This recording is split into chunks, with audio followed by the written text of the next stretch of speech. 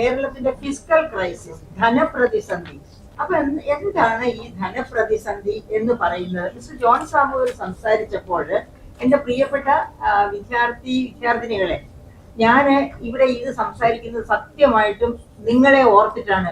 നിങ്ങൾ വളർന്നു വരുന്ന പൗര സമൂഹത്തിന്റെ ഒരു പരിച്ഛേദമാണ് എന്നുള്ളത് കൊണ്ടാണ്. അതായത് നാം പൗര സമൂഹം എത്ര കണ്ട് അവയർനെസ് ഉള്ളവരാണോ നമ്മുടെ രാജ്യത്ത് നടക്കുന്നത്, നമ്മുടെ സമൂഹത്തിൽ നടക്കുന്നത്, നമ്മൾ വോട്ട് ചെയ്ത് ഭരണത്തിലേക്ക് കയറ്റി വിടുന്ന ആൾക്കാര് നമുക്ക് സമ്മാനിക്കുന്ന ഭരണം, അതൊക്കെ എന്താണ് എന്ന് കൃത്യമായി മനസ്സിലാക്കി വളർന്നാൽ മാത്രമേ നമുക്ക് നീതി കിട്ടുകയുള്ളൂ എന്നതിനെ ഒരു ഉദാഹരണമായിട്ട് നിങ്ങൾക്ക് എല്ലാം അറിയാവുന്ന ഒരു മഹാരഥൻ രഘുറാം രാജൻ, നമ്മുടെ നേരത്തെ reserve bank of India governor, അദ്ദേഹം ഇപ്പോ അമേരിക്കയിൽ ഇരുന്ന് എഴുതിയ ഒരു പുസ്തകമുണ്ട്, 2021 പുറത്തു വന്നത്, തേർഡ് പില്ലർ, മൂന്നാം തൂണ് എന്നാണ് ആ പുസ്തകത്തിന്റെ പേര്. എന്താണ് ആ തേർഡ് പില്ലറിൽ അദ്ദേഹം അപഗ്രഥിക്കുന്നത്? അദ്ദേഹം പറയുന്നത്, നമ്മള് വോട്ട് ചെയ്ത് ഭരണത്തിലേറ്റുന്ന ഭരണകൂടം ഒരു തൂണ്. രണ്ടാമത്തെ തൂണ്, അവര് കൈയിട്ട് പിടിക്കുന്ന, അവര് ചേർത്ത് പിടിക്കുന്ന കോർപ്പറേറ്റുകളും വ്യാപാര വ്യവസായ സമൂഹവും, അതാണ് രണ്ടാമത്തെ തൂണ്. മൂന്നാമത്തെ തൂണാണ് ഈ ഭരണകൂടവും കോർപ്പറേറ്റുകളും എപ്പോഴും ചൂഷണം ചെയ്തുകൊണ്ടിരിക്കുന്ന നാം എന്ന ഈ അവർക്ക് വോട്ട് ചെയ്ത് അവരെ ഭരണത്തിലേറ്റിയ ജനപക്ഷം, ജനങ്ങൾ. ആ ജനങ്ങളാണ് മൂന്നാമത്തെ തൂണ്. അപ്പോ ഇത് നാം മനസ്സിലാക്കണം. അതിനെയാണ് തോമസ് പിക്കറ്റി, നിങ്ങൾ സാമ്പത്തിക ശാസ്ത്രം പഠിക്കുന്നവരായതുകൊണ്ട് ആ പേര് കേട്ടിട്ടുണ്ടാവും. ഒരു ഫ്രഞ്ച് എക്കണോമിസ്റ്റാണ്, വേൾഡ് ഫേമസ് എക്കണോമിസ്റ്റാണ്, നോബൽ പ്രൈസിനോട് പോലും മുഖം തിരിഞ്ഞു നിൽക്കുന്ന എക്കണോമിസ്റ്റാണ്.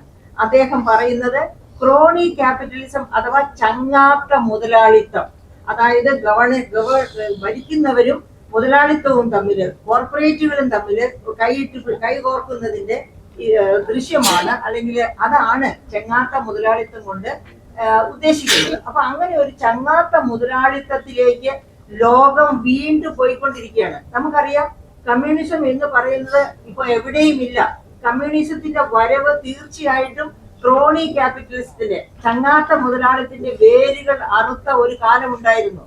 തൊഴിലാളികൾക്ക് വേണ്ടി ഒരുപാട് കാര്യങ്ങൾ ചെയ്ത കാലം, ആ കാലം കടന്നുപോയി. ഇപ്പൊ കമ്മ്യൂണിസ്റ്റ് എന്ന് പറഞ്ഞ് ഭരിക്കുന്നവരാണ് ഏറ്റവും വലിയ ക്രോണി ക്യാപിറ്റലിസ്റ്റുകൾ, ചങ്ങാത്ത മുതലാളിമാരായിട്ട് ഭരിക്കുന്നത്. അതായത് അവര് നമ്മുടെ ഭരണത്തിന്, അതായത് ഭരണീയർക്ക്, ജനങ്ങൾക്ക് വേണ്ടി ഒരു ഉപകാരം ചെയ്യാത്ത ഭരണകൂടങ്ങളായിട്ട് മാറിയിരിക്കുകയാണ് ഇപ്പോഴത്തെ ഭരണകൂടങ്ങൾ. അപ്പൊ അങ്ങനെയുള്ള ഒരു കാലഘട്ടത്തിലാണ് നമ്മൾ ജീവിക്കുന്നത്. അത് എന്റെ പ്രിയപ്പെട്ട വിദ്യാർത്ഥിനികൾ മനസ്സിലാക്കി ഓരോ ചുവടും മുൻപോട്ട് വെക്കുമ്പോൾ എന്താണ് ഇന്ന് ജനം എങ്ങനെ പ്രതികരിക്കണം എന്നുള്ളത് മനസ്സിലാക്കിക്കൊണ്ട് മുന്നേറണം എന്നുള്ളത് കൊണ്ടാണ് ഞാൻ സന്തോഷത്തോടെ ഇവിടെ ഇരിക്കുന്നത്. നമുക്ക് കേരളത്തിലെ ഫിസ്ക്കൽ ക്രൈസിസ്, ഞാൻ അതിനെ പേരിട്ട് വിളിക്കുന്നത് ധനപ്രതിസന്ധി, സംസ്ഥാനത്തിന്റെ ധനപ്രതിസന്ധിയെ പറ്റിയാണ് നമ്മൾ ഇന്ന് ഡിസ്കസ് ചെയ്യാൻ പോകുന്നത്. ഈ ധനപ്രതിസന്ധി നമ്മളെ എവിടം വരെ കൊണ്ടെത്തിക്കും? ഈ ധനപ്രതിസന്ധിയുടെ കാരണങ്ങൾ എങ്ങനെയൊക്കെ? അതപ്പോ ആഗോള വ്യാപകമായിട്ടല്ല ഞാൻ പറയുന്നത്, കേരളത്തെ മാത്രം ഫോക്കസ് ചെയ്താണ് പറയുന്നത്. അതാണ് എന്നോട് ആവശ്യപ്പെട്ടിരിക്കുന്നത്. കേരളത്തിന്റെ ധനപ്രതിസന്ധി അതെന്തുകൊണ്ട്, അതിനെന്ത് പരിഹാരം, ഇതാണ് പെട്ടെന്ന് എനിക്ക് പറഞ്ഞു തീർക്കേണ്ടത്. പെട്ടെന്ന് പറഞ്ഞു തീർക്കുമ്പോൾ കാര്യങ്ങൾ മനസ്സിലാവില്ല. അപ്പൊ എന്റെ പ്രിയപ്പെട്ട വിദ്യാർത്ഥിനികളോട് എനിക്കൊരു അഭ്യർത്ഥനയുണ്ട്. ഇത് ബജറ്റ് ഇൻ ബ്രീഫ്, നമ്മുടെ ഗവൺമെന്റ് ഓഫ് കേരള ഓരോ ബജറ്റ് കഴിയുമ്പോഴും പുറപ്പെടുവിക്കുന്ന ഒരു സ്റ്റാറ്റിസ്റ്റിക്കൽ ഡോക്യുമെന്റ് ആണ്. ഇതിനകത്ത് ഈ വർഷം ചെയ്യാൻ പോകുന്ന കാര്യങ്ങൾ എന്തൊക്കെയാണ്, കഴിഞ്ഞ 2-3 വർഷങ്ങളിൽ ചെയ്തത് എന്തൊക്കെയാണ് എന്നതിന്റെ സ്റ്റാറ്റിസ്റ്റിക്സ് ലഭ്യമാണ്. ഇത് നല്ലവണ്ണം എല്ലാ വർഷവും ഓരോ കോപ്പി ഡൗൺലോഡ് ചെയ്ത് സ്പൈറൽ ബൈൻഡ് ചെയ്ത് നിങ്ങളുടെ അലമാരിയിൽ സൂക്ഷിക്കുക. നിങ്ങളൊരു ഒന്നാന്തരം ബജറ്റ് എക്സ്പേർട്ട് ആകും. കാരണം ഇത് വച്ച് വേണം പഠിക്കാൻ. അതുകൊണ്ട് ഇതൊക്കെ ഒരു ശീലമാക്കുക. ഒരു നല്ല ഇക്കണോമിക്സ് സ്റ്റുഡന്റിന് ഒരു നല്ല ബജറ്റ് എക്സ്പേർട്ട് ആയിട്ട് ഭാവിയിൽ വരണമെങ്കിൽ ഇതിന്റെ കോപ്പികൾ സൂക്ഷിച്ചു വെച്ച് ഇതിനെ കമ്പയർ ചെയ്ത് ഈ സ്റ്റാറ്റിസ്റ്റിക്സിനെ അനലൈസ് ചെയ്ത് ഇതിൽ നിന്ന് നിഗമനങ്ങൾ കണ്ടെത്താൻ നിങ്ങളെ കൊണ്ട് കഴിയണം. അങ്ങനെ കഴിയണം. അതിനു വേണ്ടിയാണ് ഞാൻ ഇത് സൂക്ഷിച്ചു കയ്യിൽ വെച്ചിരിക്കുന്നത്. പിന്നെ ചില റെഫറൻസസ് ഒക്കെ എനിക്ക് നടത്തേണ്ടിയും വരും ഇത് പറഞ്ഞുകൊണ്ടിരിക്കും. അപ്പൊ എന്താണ് നമ്മുടെ പ്രധാന ഇതിനകത്ത് കുറെ ഒരു 8-10 വളരെ പ്രധാനപ്പെട്ട പോയിന്റ് ഉണ്ട്. അതൊക്കെ നിങ്ങൾക്ക് കിട്ടിയിരിക്കുന്ന ഈ സാധനത്തിൽ നിന്ന് നിങ്ങൾക്ക് മനസ്സിലാകും. അപ്പൊ ഞാൻ അതിന്റെ പ്രധാനപ്പെട്ട ചില പോയിന്റാണ് പറയാൻ പോകുന്നത്. നമ്മുടെ ഫിസിക്കൽ ക്രൈസിസ് എന്നത് ഒരു റിയാലിറ്റിയാണ്. ആ ഫിസിക്കൽ ക്രൈസിസ് അഥവാ ധനപ്രതിസന്ധി ഒരു റിയാലിറ്റി ആയതുകൊണ്ട് നമ്മുടെ സംസ്ഥാന സർക്കാർ, നമുക്കറിയാം, ഞാൻ സംസ്ഥാന സർക്കാരിനെ വിമർശിക്കാനല്ല ഇവിടെ നിൽക്കുന്നത്, പക്ഷെ സംസ്ഥാന സർക്കാർ എപ്പോഴും വിരൽ ചൂണ്ടുന്നത് ആരുടെ നേരെയാണ്? കേന്ദ്രം അവഗണിക്കുന്നു, അതുകൊണ്ട് ഞങ്ങൾക്ക് ഫിസിക്കൽ ക്രൈസിസ് ഉണ്ട് എന്നാണ്. അപ്പൊ ഈ കേന്ദ്രം അവഗണിക്കുന്നത് കൊണ്ടാണോ കേരളത്തിന് ഫിസിക്കൽ ക്രൈസിസ് ഉണ്ടായിരിക്കുന്നത്? ഒരു കാരണവശാലും അല്ല. പക്ഷേ കേന്ദ്രത്തിന്റെ അവഗണനകൾ മൂലം കേരളം എല്ലാ സംസ്ഥാനങ്ങളും പ്രതിരോധത്തിലാകുന്നുണ്ട്. അക്കൂട്ടത്തിൽ നമ്മുടെ സംസ്ഥാനവും പ്രതിരോധത്തിലാകുന്നുണ്ട്. അല്ലാതെ കേരളത്തെ കരുതി മാത്രം ഒരു പ്രത്യേക നിയമവും കേന്ദ്രം കൊണ്ടുവന്നിട്ടില്ല. അപ്പൊ അത് മനസ്സിൽ വെച്ചുകൊണ്ടാണ് ഞാൻ എന്റെ കണക്കുകൾ നിങ്ങളുടെ മുൻപിൽ കണക്കൊന്നും പറയുന്നില്ല, കാരണം കണക്കുകളൊക്കെ വിരസമായിരിക്കും. സഞ്ചിത കടം, അതാണ് നമ്മളെ ഇതിലേക്ക്, അതായത് നമ്മളെ ധനപ്രതിസന്ധിയിലേക്ക് നയിക്കുന്ന ഒരു വളരെ പ്രധാനപ്പെട്ട ആസ്പെക്റ്റ് ആണ് സഞ്ചിത കടം എന്ന് പറയുന്നത്. കടം തന്നെ അപകടകരം. ഇനി സഞ്ചിത കടം എന്താണ്? ഈ സഞ്ചിത കടം എന്ന് പറയുന്നത്, നമ്മുടെ സംസ്ഥാനം ഫോം ചെയ്ത വർഷം 1956 ആണെന്ന് എല്ലാവർക്കും അറിയാം അല്ലെ? ആ 1956 മുതൽ ടിൽ ഡേറ്റ് ഈ വർഷം വരെ 2025 ഈ ദിവസം വരെ കൂട്ടിച്ചേർക്കപ്പെട്ട കടമാണ് സഞ്ചിത കടം, ഡെറ്റ് ഔട്ട്സ്റ്റാൻഡിങ്. അത് ഇതിനകത്തെ ഈ ബജറ്റിംഗ് ബ്രീഫിലെ ടേബിൾ നമ്പർ 7 എടുത്താൽ നിങ്ങൾക്ക് കിട്ടും, debt outstanding of the state എന്ന് പറഞ്ഞിട്ട്. അപ്പൊ ഈ debt outstanding of the state നിലവിട്ട് പോകുന്നു എന്നതാണ് സംസ്ഥാനത്തിന്റെ ഏറ്റവും വലിയ പ്രതിസന്ധി. എന്തുകൊണ്ടാണ് ഇത് നിലവിട്ട് പോകുന്നത്? എന്ന് മുതലാണ് ഇത് നിലവിട്ട് പോകാൻ തുടങ്ങിയത്? കേരളത്തിലെ ഒരു ധനപ്രതിസന്ധി 1980കളുടെ ആരംഭം മുതൽ ധനപ്രതിസന്ധി ഉണ്ടായിരുന്നു. അത് നമ്മുടെ ജോസഫ് ബാസ്റ്റിന്റെ പുസ്തകത്തിലും ഒക്കെ, അതുപോലെ ഇവിടെ ഇരിക്കുന്ന പലരും എഴുതിയ പുസ്തകങ്ങളിലൊക്കെ അത് സൂചിപ്പിക്കുന്നുണ്ട്. ഓക്കെ, പക്ഷേ ആ ധനപ്രതിസന്ധി നിലവിട്ട് പൊങ്ങാൻ തുടങ്ങിയത് എപ്പോഴാണ്? വർദ്ധിക്കാൻ തുടങ്ങിയത് 1997-98 കേന്ദ്ര ഗവൺമെന്റ് ഒരു ശമ്പള പരിഷ്കരണം കൊണ്ടുവന്നു. ആ ശമ്പള പരിഷ്കരണം എന്ന് വെച്ചാല് കേന്ദ്ര സർക്കാർ ജീവനക്കാരുടെ ശമ്പളവും മറ്റ് ആനുകൂല്യങ്ങളും ഒക്കെ 40% മുതൽ 60% വരെ വർദ്ധിപ്പിക്കുന്നതായിരുന്നു ആ ശമ്പള പരിഷ്കരണം. അതുവരെ കേന്ദ്ര സർക്കാർ ജീവനക്കാർക്കും വളരെ ചെറിയ ശമ്പളമായിരുന്നു. ഈ ശമ്പള പരിഷ്കരണം നടപ്പിലാക്കിയതോടുകൂടി അവരുടെ ശമ്പളവും ആനുകൂല്യങ്ങളും ഉയർന്നു. അപ്പൊ അതോടൊപ്പം തന്നെ എല്ലാ സംസ്ഥാനങ്ങളിലെയും ജീവനക്കാര് പറഞ്ഞു, ഞങ്ങളുടെയും ശമ്പള പരിഷ്കരണം ഇതേ പാറ്റേണിൽ തന്നെ നടപ്പാക്കണമെന്ന്. അങ്ങനെ 97-98 അതേ പാറ്റേണിൽ 40% മുതൽ 60% വരെ വർധനയോടുകൂടി ശമ്പള പരിഷ്കരണം നടപ്പാക്കി എല്ലാ സംസ്ഥാനങ്ങളും.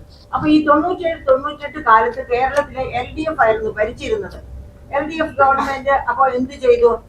തത്വത്തിൽ അംഗീകരിക്കുന്നു എന്ന് സമ്മതിച്ചുകൊണ്ട് ഞങ്ങൾ അടുത്ത ഭരണത്തിൽ ഞങ്ങൾ വരുമ്പോൾ, അതായത് ഞങ്ങൾ ഇത് നടപ്പാക്കി തരാം, അപ്പൊ ഞങ്ങളെ തന്നെ നിങ്ങൾ ഭരണത്തിൽ കൊണ്ടുവരണം എന്ന ഒരു ധ്വനിയോടുകൂടി അടുത്ത ഭരണത്തിൽ ഞങ്ങൾ വരുമ്പോൾ ഈ ശമ്പള പരിഷ്കരണം നടപ്പിലാക്കും എന്ന് പറഞ്ഞ തത്വത്തിൽ അംഗീകരിച്ചു. പക്ഷേ അടുത്ത ഭരണം 2000-2001 ഭരണത്തിൽ വന്നത് UDF ഗവൺമെന്റ് ആണ്. അപ്പം ശ്രീമാൻ AK ആന്റണി മുഖ്യമന്ത്രിയായി വന്നു. അങ്ങനെ മുഖ്യമന്ത്രിയായി വന്ന് ഈ ശമ്പള പരിഷ്കരണത്തെ പറ്റിയുള്ള ചർച്ച മറ്റ് സംസ്ഥാനങ്ങളിലൊക്കെ അപ്പോഴേക്കും നടപ്പാക്കി. ചർച്ച വളർന്നു തുടങ്ങിയപ്പോൾ Shri AK Antony committee form ചെയ്ത് അന്വേഷിച്ചപ്പോൾ ഈ ശമ്പള പരിഷ്കരണം ഈ 40% മുതൽ 60% വരെ വർധനവോടുകൂടി നടപ്പാക്കിയാൽ കേരളത്തിന് മുന്നോട്ട് പോകാൻ പറ്റില്ല, കേരളം വലിയ ധനപ്രതിസന്ധിയിലാകുമെന്ന് അദ്ദേഹം മനസ്സിലാക്കുന്നു. അങ്ങനെ അദ്ദേഹം ആദ്യം പറഞ്ഞു അത് പറ്റില്ല. നമുക്കറിയാം, നമ്മുടെ ചന്ദ്രശേഖരൻ സാർ അന്ന് ഗവൺമെന്റിന്റെ, അതായത് പ്ലാനിംഗ് ബോർഡിന്റെ വൈസ് ചെയർമാൻ ആയിട്ടുണ്ട്. അദ്ദേഹം തന്നെ പറഞ്ഞു, സർക്കാർ സർവീസിൽ ഇപ്പോൾ തന്നെ 60,000 എക്സസ് തൊഴിലാളികൾ ഉണ്ട് എന്നാണ് അദ്ദേഹം പറഞ്ഞത് എന്നാണ് എന്റെ ഓർമ്മ. അപ്പൊ ഈ അവിടെ എക്സസ് തൊഴിലാളികളുണ്ട്. അപ്പൊ ഈ ശമ്പള പരിഷ്കരണം ഇങ്ങനെ നടപ്പാക്കരുത് എന്ന് അദ്ദേഹത്തെ AK ആന്റണി സാറിനോട് ഉപദേശിക്കുന്ന കൂട്ടത്തില് ചന്ദ്രശേഖരൻ സാറ് ഉണ്ടായിരുന്നിരിക്കണം.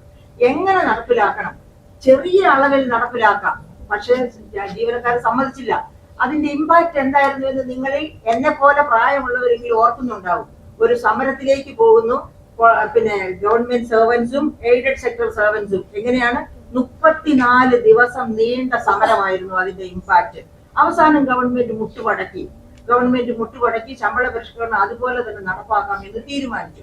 അങ്ങനെ ശമ്പള പരിഷ്കരണം നടപ്പാക്കി അന്ന് മുതൽ കേരളം കടുത്ത ധനപ്രതിസന്ധിയിലേക്ക്, നിങ്ങൾക്ക് തന്നിരിക്കുന്ന ചാർട്ടിൽ തന്നെ ഉണ്ട്, സഞ്ചിത കടം GSDP റേഷ്യോ അതിഗംഭീരമായിട്ട് ഉയർന്നിരിക്കുന്നത്. 2000-2001 GSDP റേഷ്യോ നിങ്ങളുടെ കയ്യിലുണ്ട്. ആ ടേബിൾ നമ്പർ 5 നിങ്ങൾക്ക് തന്നിരിക്കുന്നതിനകത്ത് ടേബിൾ നമ്പർ ഇല്ലെന്ന് തോന്നുന്നു കേട്ടോ. ടേബിൾ നമ്പർ 5 എടുത്തു നോക്കിയാൽ പറയാം. അതായത് അപ്പൊ അത് പറയുന്നതിന് മുൻപ് വേറെ ഒരു കാര്യം കൂടി പറയണം. കുട്ടികൾക്ക് മനസ്സിലാക്കാൻ ബുദ്ധിമുട്ടുണ്ടോ? ഈ എല്ലാ സംസ്ഥാനങ്ങളും ഇത് നടപ്പാക്കി ഒരുപക്ഷെ അവസാനം നടപ്പിലാക്കുന്നത് കേരളമായിരിക്കണം കേട്ടോ. അപ്പൊ ഇത് നടപ്പിലാക്കിയ എല്ലാ സംസ്ഥാനങ്ങളും ധനപ്രതിസന്ധിയിലേക്ക് പോയി. അങ്ങനെ ധനപ്രതിസന്ധിയിലേക്ക് പോയപ്പോൾ 2002 ഗവൺമെന്റ് ഓഫ് ഇന്ത്യ, അതായത് ഗവൺമെന്റ് ഓഫ് ഇന്ത്യയുടെ കൂട്ടുത്തരവാദിത്വമാണ് ഒരു ഫെഡറൽ സംവിധാനത്തിൽ സംസ്ഥാനങ്ങൾ കടക്കണിയിലേക്ക് പോകാതെ നോക്കുക എന്നത് കേന്ദ്രത്തിന്റെ ദൗത്യമാണ്. അല്ലെങ്കിൽ ഒരു കൂട്ടുത്തരവാദിത്വമുണ്ട് സംസ്ഥാനങ്ങൾ കടക്കണിയിലേക്ക് പോകാതിരിക്കാൻ. അപ്പൊ എന്താണ് ചെയ്തത്? അപ്പോ ഒരു പാർലമെന്റ് വഴിയായിട്ട് ഒരു നിയമം കൊണ്ടുവരുന്നു. എന്ത് നിയമം? Fiscal responsibility and budget management act. Fiscal responsibility and budget management act. ഈ ആക്ട് എന്താണ് പറയുന്നത്? ഈ ആക്ടിൽ പറയുന്ന പ്രധാനപ്പെട്ട കാര്യങ്ങൾ, FRBM ആക്ട്, അതിൽ പറയുന്ന പ്രധാനപ്പെട്ട കാര്യങ്ങൾ എന്തൊക്കെയാണ്? ഒന്ന്, ഒരു വർഷം എടുക്കുന്ന കടം GSDPയുടെ 3% ഉയരാൻ പാടില്ല. ഒന്നാമത്തെ കണ്ടീഷൻ, GSDPയുടെ 3% ഒതുക്കണം ഒരു വർഷം എടുക്കുന്ന കടം. രണ്ടാമത്തെ കണ്ടീഷൻ, റവന്യൂ ഡെഫിസിറ്റ് 5 വർഷം കൊണ്ട് 0 ആക്കണം. റവന്യൂ ഡെഫിസിറ്റ് എന്താണെന്ന് ഞാൻ വരുമ്പോഴേക്ക് പറയാം. അപ്പൊ റവന്യൂ ഡെഫിസിറ്റ് 0 ആക്കണം, രണ്ടാമത്തെ കണ്ടീഷൻ. മൂന്നാമത്തെ കണ്ടീഷൻ എന്താണ്? FRBM ആക്ടിലെ മൂന്നാമത്തെ കണ്ടീഷൻ എന്ന് പറയുന്നത്, സഞ്ചിത കടം GSDPയുടെ 29% നിജപ്പെടുത്തണം. സഞ്ചിത കടം എന്ന് പറഞ്ഞാൽ എന്താണെന്ന് ഞാൻ ഡിഫൈൻ ചെയ്തു. ആ സഞ്ചിത കടം GSDPയുടെ 29% നിജപ്പെടുത്തണം. മൂന്നാമത്തെ കണ്ടീഷൻ. അപ്പൊ ഒന്നാമത്തെ കണ്ടീഷൻ എന്താണ്? ഒരു വർഷം എടുക്കുന്ന കടം GSDPയുടെ 3% കവിയരുത്. രണ്ടാമത്തെ കണ്ടീഷൻ, റവന്യൂ ഡെഫിസിറ്റ് 5 വർഷം കൊണ്ട് ഇല്ലാതെയാക്കണം. മൂന്നാമത്തെ കണ്ടീഷൻ, സഞ്ചിത കടം GSDPയുടെ 29% നിജപ്പെടുത്തണം. ഇപ്പൊ നിങ്ങൾ ആ ടേബിൾ 3, ടേബിൾ 5 ഞാൻ പേരിട്ടിരിക്കുന്നു. ആ ടേബിൾ ഒന്ന് നോക്കുക. സഞ്ചിത കടം GSDP ശതമാന കണക്കിൽ നിന്നൊരു ടേബിൾ ഉണ്ട്. നിങ്ങൾക്ക് ഇത് കിട്ടിയിട്ടുണ്ടെങ്കിൽ ആ ടേബിളിൽ നോക്കിയാൽ അറിയാം, 2000-2001 GSDP ശതമാനമായിട്ട് സഞ്ചിത കടം എത്ര ശതമാനമാണ് പ്രിയപ്പെട്ട സുഹൃത്തുക്കളെ? 34.64%. അത് മുതൽ ആ ഒരു അതൊന്ന് നോക്കുക, താഴേക്ക് നോക്കുക നിങ്ങള്. 2010 വരെ 10 വർഷം, 10 വർഷത്തേക്ക് സഞ്ചിത കടം 34, 31, 38, 41 ഈ തരത്തിൽ നിൽക്കണം. വളരെ ഉയർന്നു നിൽക്കുകയാണ്. മാൻഡേറ്റ് ചെയ്ത FRBM മാൻഡേറ്റ് ചെയ്തിരിക്കുന്ന എത്ര ശതമാനമാണ്?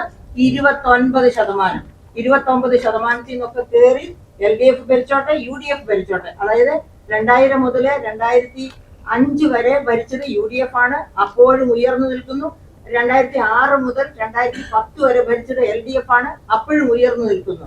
അപ്പൊ ഇറസ്പെക്റ്റീവ് ഓഫ് ദ ഗവൺമെന്റ് ഈ സഞ്ചിത കടം GSDP റേഷ്യോ ഉയർന്നു നിന്നു. എന്ന് വെച്ചാൽ ഈ ഒറ്റ ശമ്പള പരിഷ്കരണം കൊണ്ട് തന്നെ സംസ്ഥാന ഗവൺമെന്റ്, കേരള സംസ്ഥാന ഗവൺമെന്റ് വലിയ ധനപ്രതിസന്ധിയിലേക്ക് പോയി എന്നാണ് നമ്മൾ മനസ്സിലാക്കുന്നത്. ഓക്കെ. പിന്നെ 2011 ആയപ്പോഴേക്കും വീണ്ടും UDF ഗവൺമെന്റ് വരുന്നു. അപ്പൊ UDF ഗവൺമെന്റ് വളരെ കഠിന ശ്രമം നടത്തിക്കൊണ്ട് ഈ ഡെറ്റ് GSDP റേഷ്യോ കുറച്ചു കൊണ്ടുവരുന്നു. നോക്കുക, നിങ്ങളുടെ ആ ടേബിൾ കയ്യിലുണ്ടെങ്കിൽ നോക്കുക. 5 വർഷവും ഇത് 29%-ലോ അതിൽ താഴെയോ നിൽക്കുന്നു. പക്ഷെ വീണ്ടും 2016 ആയപ്പോൾ LDF ഗവൺമെന്റ് വരുന്നു. 2016 മുതൽ ടിൽ ഡേറ്റ്, ഇപ്പൊ ലേറ്റസ്റ്റ് ബജറ്റ് ആണ് എന്റെ കയ്യിലിരിക്കുന്നത്. ഈ ബജറ്റിൽ തന്നെ ഗവൺമെന്റ് പറഞ്ഞിരിക്കുന്നു, ബാലഗോപാൽ സർ പറഞ്ഞിരിക്കുന്നു, ഡെറ്റ് GSDP റേഷ്യോ എത്രയാണെന്ന്? 33.77% എന്ന് പറഞ്ഞിരിക്കുന്നു. എന്ന് വെച്ചാൽ അദ്ദേഹത്തിന് അത് കണ്ടെയ്ൻ ചെയ്യാൻ പറ്റിയിട്ടില്ല. 33.77% ഇതിനകത്തുണ്ട്. ഇതൊക്കെ വെബ്സൈറ്റിൽ കിട്ടും പ്രിയപ്പെട്ട കുട്ടികളെ. നിങ്ങൾക്ക് ആർക്ക് വേണമെങ്കിലും വെബ്സൈറ്റിൽ നിന്ന്, എങ്ങനെയാണ് ഇത് വെബ്സൈറ്റിൽ നിന്ന് എടുക്കുക? www.nic.in NIC national informatic centre, അതാണ് ഗവൺമെന്റിന്റെ ഒഫീഷ്യൽ വെബ്സൈറ്റ്. അതിൽ കയറണം, അല്ലെങ്കിൽ നിങ്ങൾക്ക് ചിലപ്പോൾ ഗൂഗിളിലൊക്കെ പോയി തെറ്റ് കിട്ടിയെന്നിരിക്കും. അപ്പൊ NIC.in കയറിയിട്ട് government of Kerala budget in brief എന്നടിക്കണം. Government of Kerala budget in brief 2025-26 അങ്ങനെ അടിക്കുമ്പോൾ നിങ്ങൾക്ക് കൃത്യമായിട്ട് ഈ ഡോക്യുമെന്റിലെ വിവരങ്ങൾ തന്നെ കിട്ടും. ആ വിവരങ്ങൾ അനുസരിച്ച് പഠിക്കുമ്പോൾ നിങ്ങൾക്ക് കാണാം ഡെറ്റ് GSDP റേഷ്യോ ഈ പ്രാവശ്യവും പറഞ്ഞിരിക്കുന്നത് 33.77% ഓഫ് GSDP എന്ന് വെച്ചാൽ ഇപ്പോഴും. അപ്പോൾ ഇത് പറയുമ്പോൾ നമ്മൾ ഓർക്കേണ്ട ഒരു കാര്യം, ഈ ഡെറ്റ് GSDP റേഷ്യോ ഇങ്ങനെ ഇരിക്കുന്നു എന്ന് പറയുന്നത് കൊണ്ട് കേരളത്തിന്റെ ഡെറ്റ് തീരുന്നില്ല. അവിടെയാണ് പ്രശ്നം വരുന്നത്. ഇത് മറ്റ് നമ്മുടെ തെക്കേ ഇന്ത്യൻ സംസ്ഥാനങ്ങളൊക്കെ എത്രയാണ്? അവരുടെ ഒക്കെ 29% താഴെയാണ്. കേരളത്തിന്റെ ഒഴിച്ച് ബാക്കി എല്ലാ തെക്കേ ഇന്ത്യൻ സംസ്ഥാനങ്ങളുടെയും ഡെറ്റ് GSDP റേഷ്യോ 29% താഴെയാണ്. അങ്ങനെ ഇരിക്കെ കേരളം ഇതുകൊണ്ട് തൃപ്തിപ്പെടുന്നില്ല. ഓവർ ആൻഡ് എബവ് എന്താണ് കേരളം ചെയ്യുന്നത്? 2 സ്പെഷ്യൽ പർപ്പസ് വെഹിക്കിൾസ് കടം വാങ്ങാൻ കേരളം ഉണ്ടാക്കി. ഏതൊക്കെയാണത്? നിങ്ങൾക്കൊക്കെ അറിയാം. KIIFB, Kerala infrastructure investment fund board. അത് LDFന്റെ ഭരണകാലത്ത് 2009 അസംബ്ലി വഴിയായിട്ട് അത് നിയമമാക്കി. എന്നിട്ട് പിന്നെ വന്ന UDF ഗവൺമെന്റ് അതിനെ തൊട്ടില്ല, അത് അങ്ങനെ ചത്തുകിടന്നു. LDF ഗവൺമെന്റ് 2016 വന്നപ്പോൾ വീണ്ടും അതിനെ പൊടിതെറ്റിയെടുത്ത് അതിനെ ഒന്നുകൂടി ഒരു എന്താ പറയാ ഒരു അമെന്റ്മെന്റ് വരുത്തി. അസംബ്ലിയിൽ ഒരു അമെന്റ്മെന്റ് വരുത്തി. എന്തിനാണ്? CAG അതിനെ ഓഡിറ്റ് ചെയ്യുമ്പോൾ അതിന്റെ പൂർണ്ണ ഓഡിറ്റ് പാടില്ല. അതായത് അതിന്റെ എക്സ്പെൻഡിച്ചർ ഭാഗമൊക്കെ വരുന്ന പൂർണ്ണ ഓഡിറ്റ് പാടില്ല. അതിന്റെ ഇൻട്രോഡക്ടറി പാർട്ട് മാത്രമേ ഓഡിറ്റ് ചെയ്യാവൂ എന്ന രീതിയിൽ ഒരു അമെന്റ്മെന്റ് കൊണ്ടുവന്നു. അങ്ങനെ അതുവഴി 2016 മുതൽ കടമെടുക്കാൻ തുടങ്ങി. അപ്പൊ അതുപോലെ പെൻഷൻ ഫണ്ടുകൾ Kerala social security pension fund limited എന്നൊരു സ്പെഷ്യൽ പർപ്പസ് വെഹിക്കിൾ കൂടി ഉണ്ടാക്കി. എന്തിനാണ് ഈ സ്പെഷ്യൽ പർപ്പസ് വെഹിക്കിളിന്റെ ജോലി? എന്താണ്? അതുവഴി കടമെടുക്കുക. എന്നിട്ട് എന്താണ് ഗവൺമെന്റ് പറയുന്നത്? ഗവൺമെന്റ് പറയുന്നത് ഇത് ബജറ്റിന് പുറത്തുള്ള കടമെടുപ്പാണ്. എന്താ ഇങ്ങനെ ബജറ്റിന് പുറത്തുള്ള കടമെടുപ്പ് എന്നൊരു ഇത് കൊണ്ടുവരാൻ ആഗ്രഹിക്കുന്നത് എന്തുകൊണ്ടാണ്?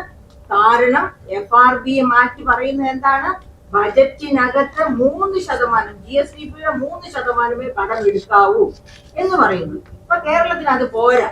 കേരളത്തിന് പോരെങ്കിൽ ഈ പറയപ്പെട്ട കടം GSDPയുടെ 3% കടമെടുക്കാവൂ എന്ന് നിബന്ധന വന്നതുകൊണ്ട് എന്നാൽ ശരി ഞങ്ങൾ ബജറ്റിന് പുറത്ത് കടമെടുക്കുന്നു. എന്തൊരു വിദഗ്ധമായ രീതിയിലാണെന്നറിയോ. അങ്ങനെയാണ് ഈ 2 അതായത് അസംബ്ലി വഴിയായിട്ട് നിയമം കൊണ്ട് പാസ്സാക്കിയാണ് ഈ പറയപ്പെട്ട കിഫ്ബിയും KSSPL വഴി കടമെടുക്കാൻ തുടങ്ങുന്നത്. അങ്ങനെ കിഫ്ബി വഴിയും KSSPL വഴിയും ഒക്കെ കടമെടുക്കാൻ തുടങ്ങിയപ്പോൾ എന്ത് സംഭവിച്ചു? ഇൻ കോഴ്സ് ഓഫ് ടൈം കേരളത്തിന്റെ ക്രെഡിറ്റ് റേറ്റിംഗ് അന്താരാഷ്ട്ര തലത്തിൽ കുറഞ്ഞു. കേരളം റിസർവ് ബാങ്ക് ഓഫ് ഇന്ത്യയുടെ കൗണ്ടർ വഴി എടുക്കുന്ന കടത്തിന് പോലും വലിയ റേറ്റ് ഓഫ് ഇൻട്രസ്റ്റ് കൊടുക്കേണ്ടി വന്നു. അങ്ങനെ ആയപ്പോ ഗവൺമെന്റ് ഓഫ് ഇന്ത്യ കൂടുതൽ ഇടഞ്ഞു എന്ന് പറഞ്ഞാൽ ഒരു സംസ്ഥാനത്തിന്റെ ക്രെഡിറ്റ് റേറ്റിംഗ് കുറയുന്നത് പോലും ഇന്ത്യയുടെ മൊത്തം ക്രെഡിറ്റ് റേറ്റിനെ ബാധിക്കും. ഒരു എന്താ പറയാ ഒരു കറുത്ത നിഴൽ ആ ക്രെഡിറ്റ് റേറ്റിംഗിനെ ബാധിച്ചിരിക്കും ഇന്ത്യയുടെ മൊത്തം. അപ്പൊ പറഞ്ഞു നിങ്ങൾ ഇങ്ങനെ കടമെടുക്കാൻ പറ്റില്ല. അതിനു മുൻപ് തന്നെ 2016 തന്നെ ഇവർ കടമെടുക്കാൻ തുടങ്ങിയപ്പോൾ തന്നെ CAG controller and auditor general, പ്രിയപ്പെട്ട കുട്ടികളെ നിങ്ങൾക്കറിയാമോ കൺട്രോളർ ആൻഡ് ഓഡിറ്റർ ജനറൽ ആരാണെന്ന്? It's A constitutional body. അത് സംസ്ഥാന ഗവൺമെന്റുകളുടെ അക്കൗണ്ടുകൾ ഓഡിറ്റ് ചെയ്യും, കേന്ദ്ര ഗവൺമെന്റിന്റെ അക്കൗണ്ടുകൾ ഓഡിറ്റ് ചെയ്യും ഇൻഡിപെൻഡന്റ് ആയിട്ട്. ഒരു ഇൻഡിപെൻഡന്റ് കോൺസ്റ്റിറ്റ്യൂഷണൽ ബോഡിയാണ്. അപ്പൊ ആ ബോഡിയാണ് ആദ്യമേ തന്നെ 2016 തന്നെ പറഞ്ഞു ഇങ്ങനെ കടമെടുക്കുന്നത് അപകടകരമാണ്, ഇത് ബജറ്റിന് പുറത്തല്ല. എന്തുകൊണ്ടാണ് അവരങ്ങനെ പറഞ്ഞത്? ബജറ്റിന് പുറത്തല്ല ബജറ്റിനകത്താണെന്ന് പറഞ്ഞത് 3 കാരണങ്ങൾ കൊണ്ട്. ഏതൊക്കെയാണ് 3 കാരണങ്ങൾ പ്രിയപ്പെട്ട കുട്ടികളെ? ഒന്ന്, ഇത് സോവറിൻ ബോണ്ടുകളാണ് ഇഷ്യൂ ചെയ്യുന്നത്. സോവറിൻ കടമാണ് എന്ന് പറഞ്ഞാൽ ആരുടെ കടമാണ്? ഗവൺമെന്റിന്റെ കടമാണ്. ഗവൺമെന്റ് ഉള്ള കാലത്തോളം ആ കടം തിരിച്ചു കിട്ടുമെന്ന് ഉറപ്പുണ്ട്. ഫെഡറലിസത്തിൽ ബെയിൽ ഔട്ട് ചെയ്യാൻ കേന്ദ്ര ഗവൺമെന്റും ഉണ്ട്. അപ്പൊ ഈ സോവറിൻ എന്ന് പറയുന്നതിന് 2 തലങ്ങൾ ഉണ്ട് ഫെഡറൽ സിസ്റ്റത്തില്. ഒന്ന്, സംസ്ഥാന ഗവൺമെന്റ് തന്നെ നിലവിലിരിക്കുന്നിടത്തോളം കാലം ആ കടം തിരിച്ചടയ്ക്കും. ഇനി സംസ്ഥാന ഗവൺമെന്റിന് വയ്യാതെ വന്നാല് സെൻട്രൽ ഗവൺമെന്റ് ആ കടം ബെയിൽ ഔട്ട് ചെയ്യും. അപ്പൊ ഒട്ടും പേടിക്കാനില്ല. അതുകൊണ്ടാണ് ഈ പറയപ്പെട്ട കിഫ്ബി ബോണ്ടുകളിലേക്ക് ഇൻവെസ്റ്റ്മെന്റ് വരുന്നത്. ഒന്നാമത്തെ കാരണം. രണ്ട്, ആദ്യം തോമസ് ഐസക് ഈ കിഫ്ബി വഴി കടമെടുക്കാൻ തീരുമാനിച്ചപ്പോൾ തന്നെ അദ്ദേഹം പറഞ്ഞു 1% സെസ് ഏർപ്പെടുത്തുന്നു. എവിടെ? ഇന്ധനങ്ങളിൽ, അതായത് പെട്രോളിലും ഡീസലിലും 1% സെസ് ഏർപ്പെടുത്തും. ആ സെസ് നേരെ പോകുന്നത് കിഫ്ബിയുടെ അക്കൗണ്ടിലേക്കാണ് പോവുക. അപ്പൊ എന്താ പറഞ്ഞ, ബജറ്റിൽ കൊണ്ടുവന്ന 1% സെസ് അത് എവിടെയാ പോകേണ്ടത്? ന്യായമായിട്ട് ബജറ്റിൽ നമ്മുടെ ഖജനാവിലേക്കല്ലേ പോകേണ്ടത്? ആ ഖജനാവിലേക്ക് പോകുന്നതിന് പകരം ആ 1% സെസ് പോകുന്നത് കിഫ്ബി അക്കൗണ്ടിലാണ്. രണ്ടാമത് പറഞ്ഞു, അതേ തോമസ് ഐസക് തന്നെ അതായത് മോട്ടോർ വെഹിക്കിൾ ടാക്സിന്റെ 50% അത് പോകുന്നത് എങ്ങോട്ടാണ്? അത് പോകുന്നത് കിഫ്ബി അക്കൗണ്ടിലേക്കാണ്. അങ്ങനെ കിഫ്ബി വഴിയും കടമെടുക്കാൻ പറ്റില്ല എന്ന്. അപ്പൊ ഈ 50% മോട്ടോർ വെഹിക്കിൾ ടാക്സിന്റെ 50% നേരെ പോകുന്നത് കിഫ്ബി അക്കൗണ്ടിലേക്കാണ്. അതല്ലാതെ ഈ പറയപ്പെട്ട പിന്നെ ഖജനാവിലേക്കല്ല. അതുകൊണ്ട് മൂന്നാമത്തെ കാരണം, ഈ 3 കാരണങ്ങൾ കൊണ്ട് കിഫ്ബി വഴിയുള്ള കടമെടുപ്പ് ബജറ്റിനകത്താണ് എന്ന് പറഞ്ഞിരിക്കുകയായിരുന്നു. അപ്പോഴാണ് അവസാനം ഈ ക്രെഡിറ്റ് റേറ്റിംഗ് ഒക്കെ BB നെഗറ്റീവായി. കേരളത്തിന്റെ ക്രെഡിറ്റ് റേറ്റിംഗ് BB പോസിറ്റീവ് ആയിരുന്നു, സ്റ്റേബിൾ. BB പോസിറ്റീവ് അല്ല, BB സ്റ്റേബിൾ ആയിരുന്നു. ആ BB സ്റ്റേബിൾ ആയിരുന്നത് BB നെഗറ്റീവായി ഇറക്കാലം കൊണ്ട്. അങ്ങനെ വന്നപ്പോഴേക്കും കേന്ദ്ര ഗവൺമെന്റ് കടുമിട്ടുമായിട്ട് വന്നു, നിങ്ങൾ കിഫ്ബി വഴിയും സോഷ്യൽ സെക്യൂരിറ്റി പെൻഷൻ ഫണ്ട് വഴിയും എടുത്ത വായ്പ കൂടി എന്തിനോട് കൂട്ടിച്ചേർക്കണം? ഈ 3% എന്ന് പറഞ്ഞിരിക്കുന്ന FRPM ആക്ട് സമ്മതിക്കുന്ന 3% കടത്തിൽ ഉൾപ്പെടുത്തണം എന്ന് പറഞ്ഞു. അങ്ങനെ പറഞ്ഞതോടുകൂടിയാണ് കഴിഞ്ഞ വർഷം ആര് പോയത്? നമ്മുടെ ബഹുമാനപ്പെട്ട ധനമന്ത്രി സുപ്രീം കോടതി വരെ പോയി ഞങ്ങളെ കൂടുതൽ കടമെടുക്കാൻ അനുവദിക്കണം എന്ന് പറഞ്ഞു. സുപ്രീം കോടതി വളരെ ശക്തമായ രീതിയിൽ അതിനെപ്പറ്റി അന്വേഷണങ്ങൾ നടത്തി കേന്ദ്രത്തോട് ചോദിച്ചു, why don't you help Kerala എന്ന്. അപ്പൊ കേന്ദ്രം പറയേണ്ട കാര്യങ്ങളൊക്കെ വിശദമായിട്ട് പറഞ്ഞു. പക്ഷേ അവസാനം സുപ്രീം കോടതിയും ഒരു തൽക്കാല ആശ്വാസത്തിന് വേണ്ടി കുറച്ച് കടമെടുക്കാൻ അവരെ സമ്മതിക്കണം. അങ്ങനെ 13,000 കോടി 30,000 കോടി കടമെടുക്കാൻ സമ്മതിക്കണം എന്ന് പറഞ്ഞു പോയിട്ട് 13,000 കോടിയാണ് എടുക്കാൻ സമ്മതിച്ചത്. അതുകൊണ്ടൊന്നും പറ്റിയില്ല. പിന്നെ ഈ ബജറ്റ് വന്നപ്പോ, ഈ പ്രാവശ്യത്തെ ബജറ്റ് വന്നപ്പോ 24,000 കോടിയുടെ ഒരു പാക്കേജ് ചോദിച്ചു. ആ പാക്കേജ് അനുവദിച്ചില്ല. അപ്പൊ ചോദിച്ചു എന്തുകൊണ്ട് ബീഹാറിന് കൊടുത്തു, എന്തുകൊണ്ട് ഞങ്ങൾക്ക് തന്നില്ല? ബീഹാറിന് കൊടുത്തത് ബീഹാർ BJP ഗവൺമെന്റ് അലൈ ആയതുകൊണ്ട്, കേരള ഗവൺമെന്റ് BJPയുടെ അലൈ ആണോ അല്ലയോ എന്ന് സംശയമുണ്ട് ഒരുപാട് പേർക്ക്. പക്ഷേ പ്രത്യക്ഷത്തിൽ അലൈ അല്ല. അതുകൊണ്ട് തന്നെ പ്രത്യേക പദവിയിൽ പറയേണ്ട കാര്യമില്ല. ഒരു പ്രത്യേക 28 സംസ്ഥാനങ്ങളിൽ 1 മാത്രമാണ് കേരളം. അപ്പൊ ബീഹാറിനെ പ്രത്യേകം എടുത്തു പറയാൻ പ്രത്യേക കാരണം ഉണ്ടായിരുന്നു. അതേ സമയത്ത് കേരളത്തെ എടുത്തു പറയാൻ പ്രത്യേക കാരണമില്ല, അതുകൊണ്ട് എടുത്തു പറഞ്ഞില്ല. അത് അങ്ങനെ ഇരിക്കുന്ന ഒരു കോണ്ടെക്സ്റ്റിലാണ് ധനപ്രതിസന്ധി വളരെ രൂക്ഷമായിരിക്കുന്നു. ഇനി അതിന് എന്തൊക്കെ പരിഹാരങ്ങളുണ്ട്, അതുപോലെ എങ്ങനെയൊക്കെയാണ് നമ്മൾ വിഭവ സമാഹരണം ശക്തമാക്കേണ്ടത്.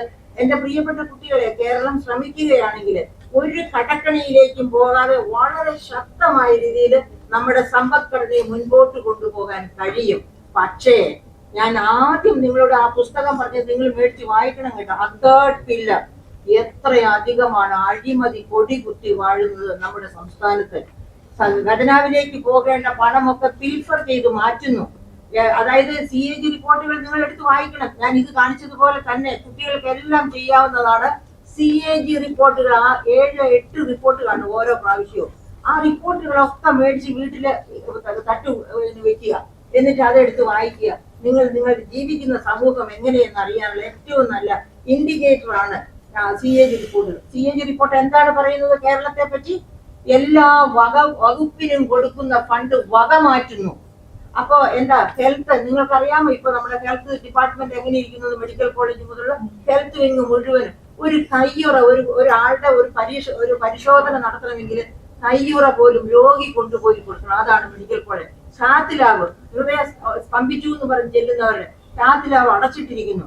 അതുപോലെ SAT ഒരു രാത്രിയും പകലും അടഞ്ഞു കിടന്ന് നിങ്ങൾ വെളിച്ചമില്ലാതെ മെയിൻ്റനൻസ് നടത്താത്തത് കൊണ്ട് അങ്ങനെ ഒരു തരത്തിലും ഒരു വകുപ്പും മാന്യമായിട്ട് പ്രവർത്തിക്കാത്ത ഒരു ഗവൺമെന്റ് ആയി തീർന്നു എന്ന് വെച്ചാൽ അത്ര രൂക്ഷമാണ് ധനപ്രതിസന്ധി എന്നാണ് നാം മനസ്സിലാക്കേണ്ടത്. അപ്പൊ ഇത്ര രൂക്ഷമായ ധനപ്രതിസന്ധിയുള്ള ഒരു എന്താണ് സംഭവിക്കുന്നത്? ഞാനും നിങ്ങളും വാങ്ങിക്കുന്ന ഉപ്പ് തൊട്ട് കർപ്പൂരം വരെ, ഉപ്പ് തൊട്ട എന്ന് പറയുമ്പോൾ ഉപ്പിന് GST ഉണ്ടോ എന്ന് നിങ്ങൾ ചോദിച്ചാൽ, നിങ്ങൾ പാക്കറ്റഡ് ഉപ്പാണോ മേടിക്കുന്നത്, അതിന് 5% GST ഉണ്ട്. അതേസമയത്ത് അൺപാക്ക് ചെയ്തപ്പോൾ പൊട്ടിച്ച ഉപ്പ് ഒരു ചാക്കിൽ നിന്ന് വാരി എടുക്കുകയാണെങ്കിൽ അതിന് GST ഇല്ല. അപ്പം പാക്കറ്റഡ് ആയിട്ടുള്ള ഏത് ഉൽപ്പന്നം നിങ്ങൾ വാങ്ങുമ്പോഴും 5% GST, അല്ലെങ്കിൽ 12% GST, 18%, 28% ഇങ്ങനെ കൊടുക്കുകയാണ്. അപ്പൊ ഞാനും നിങ്ങളും കൊടുക്കുന്ന നികുതി പണമാണ് ഖജനാവിലേക്ക് എത്തുന്നത്. ആ പണം എടുത്ത് വക മാറ്റാനോ ആ പണം എടുത്ത് മറ്റാർക്കെങ്കിലും കൊടുക്കാനോ ഒരു ഭരണകൂടത്തിനും അധികാരമില്ല. ആ ഭരണകൂടങ്ങളെ കയ്യാമം വെച്ച് റോഡിലൂടെ നടത്തേണ്ട ഉത്തരവാദിത്വം എനിക്കും നിങ്ങൾക്ക് ഉത്തമ പൗരന്മാരില്ല. അങ്ങനെ എന്റെ പ്രിയപ്പെട്ട വിദ്യാർത്ഥികളെ, നിങ്ങൾ വളർന്നു വരണം. നിങ്ങൾ വളർന്നു വരുമ്പോൾ നിങ്ങൾക്ക് നീതി കിട്ടണമെങ്കിൽ, നിങ്ങളുടെ ഫ്യൂച്ചറിന് ഈ നാട്ടിൽ ജീവിക്കാൻ കഴിയണമെങ്കിൽ ഇത്ര ചങ്കൂറ്റത്തോടു കൂടി കൈ ചൂണ്ടി ഇവരോടൊക്കെ ചോദിക്കാനുള്ള തന്റെ ഇടത്തോടെ നിങ്ങൾ വളരണം. അതിന് മാത്രമാണ് ഞാൻ നിങ്ങളോട് ഇത്ര ശക്തമായിട്ട് ആഹ്വാനം ചെയ്യുന്നത് കേട്ടോ. Thank you very much.